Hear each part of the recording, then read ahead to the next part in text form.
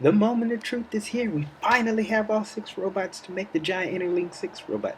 Can't wait to get them together. Can't wait to do the review. One little note about that.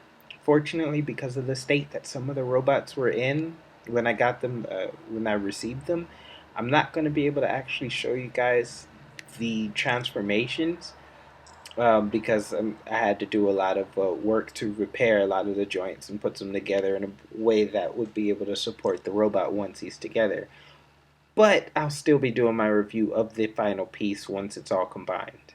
Alright, so to begin with, we're going to have to assemble our stand. And the stand itself is going to be very necessary for this robot, given the fact that it is very top heavy, and the 2 robots that are going to be used to make up the legs are going to be kind of positioned in a to make the very top heavy robot not be able to stand well on its own. Thankfully, though, the actual aesthetic of the stand will feed into the overall look of the robot itself, which will be very helpful in just making it look very appealing once everything is said and done.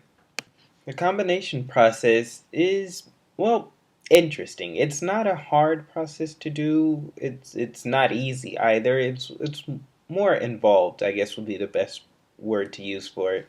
There are definitely a lot of accessories and a lot of little pieces that all get utilized in the final transformation. With that being said, there's a lot of little pieces and parts that interlock to one another to ultimately give you a very sturdy and very strong figure that makes the process totally worth it.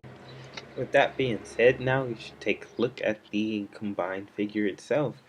The guy is amazing looking, just absolutely amazing. Um, as I was saying before, with all of the detail that goes into each of the individual figures, when you actually put them together into the robot, you get a highly detailed, highly amazing looking robot. Just outstanding to really, it's outstanding to behold. Not too much can be said about how this thing looks. One definite drawback, though, is the fact that you do lose some articulation below the waist. Once his legs are pegged into the stand, you can't move them at all. But that's alright, because honestly, they wouldn't have been able to support the actual figure anyway. Overall, though, the character is definitely fun to play with.